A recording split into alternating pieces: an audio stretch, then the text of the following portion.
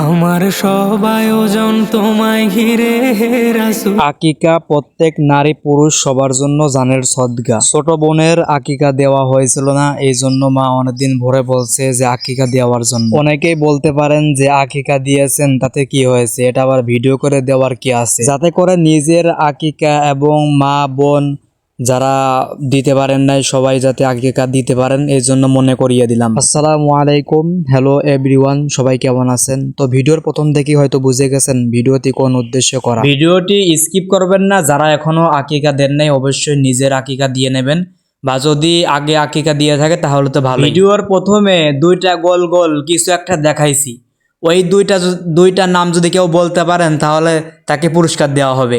অবশ্যই আমি ভিডিওর শেষে বলে দেব ওই দুইটা জিনিসের নাম কি, এবং ছাগলের পেটের ভিতরই থাকে। চাচা ভাজতে সবাই মিলে একটা ছাগল ধরে জবাই দিতে পারতেছিল না, তো সবাই আমাকে ডাকছে যে তুই আয়, আসলে জবাইটা ঠিক মতন হইবে। আমিও তাদের কথা মতন গিয়ে ধরলাম। সবাই বাড়িতে বলে আমি কোনো কাজের না, আমি হলো অলস। তো আমি ধরার সাথে সাথেই বড় ভাই ছুরি দিয়ে জবাই করে ফেললো। তো যাই হোক, এখন জবাই করা শেষ হয়ে গেছে, আর আমার কাকা ছিল, কাকা তো একাই সবকিছু করে ফেলতে পারে। তো সাথে আমরা কয় ভাই বাঁচতে ছিলাম। আকিকা দেওয়ার নিয়ম হচ্ছে মেয়েদের জন্য একটা, ছেলেদের জন্য দুইটা, মানে ছাগল ছেলেদের জন্য দুইটা দেওয়া লাগবে, আর মেয়েদের জন্য একটা হলেই হবে। এই যে দেখতেছেন না কত কাজ করতেছি, এই সব হলো ভিডিও করার জন্য কাজ করতেছি। যেটা মাটিতে রাখলাম এইটা হচ্ছে পলিথিন, আর পলিথিন পেরে এখানে গোশ রাখা হবে, এবং পলিথিনের উপরে কলার পাতা দিলে আরো ভালো হয়। তো আমি পলিথিনের উপর কলার পাতা দেওয়ার জন্য কলার পাতা কাটতে গেছিলাম। আকিকা হচ্ছে জানের সদগা, অবশ্যই যারা এখনো আকিকা দেন নাই অবশ্যই আকিকা দিয়ে নেবেন। আকিকা কোনো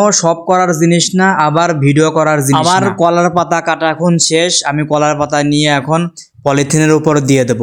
তো আস্তে আস্তে গিয়ে আমি কলার পাতার ডাগোটা কেটে ফেললাম। কলার পাতার ডাগোটা কেটে এখন পলিথিনের উপর বিছায়া দেব, আর বিছায়া দেওয়ার পরে এখানে গোশ রাখা যাবে। পলিথিন পারলে এবং কলার পাতা দিলে মাটি গোশে জড়ায় না। পলিথিনটা ভালো করে পরিষ্কার করা হয়েছিল না, আমি ভাবলাম যে পলিথিনটা ভালো করে পরিষ্কার করে নিই। আমার কাঁধে গামছা ছিল, তো আমি ওইটা দিয়ে পরিষ্কার করে নিলাম। আর এদিক থেকে কাকা দেখলাম পুরাটাই কাজ সেরে ফেলছে। তো আমাকে সবাই বললো যে এখন গিয়ে তুমি কিছু একটা নিয়ে আসো গোশট রাখার জন্য। আমিও বাড়িতে যাইয়া বললাম গোশ রাখার জন্য কিছু জিনিসপত্র দেন। তো আমার হাতে এইগুলো ধরাইয়া দিল, আমিও বাড়ি থেকে আস্তে আস্তে এইগুলা নিয়ে চলে আসলাম। এই যে দেখতেছেন না কত সুন্দর করে ভিডিও করে আপনাদের মাঝে আপলোড দিয়ে দিলাম, ভয়েস কভার করে। যতটা সহজ মনে করতেছেন ততটাও সহজ। শুরু থেকে একটা ভিডিও এডিট করতে পুরা একটা দিন লেগে যায়, এইদিকে পুরা ছাগলটাই কাটা শেষ। তো আমার ভাই আবার এই গোশগুলা আমি যেই জিনিসপত্র এনে দিছিলাম তার ভিতর উঠাচ্ছে। গোশগুলা উঠানোর পরে এটা আমার কাঁধে দেবে সেটা আমি আগে থেকে জানি।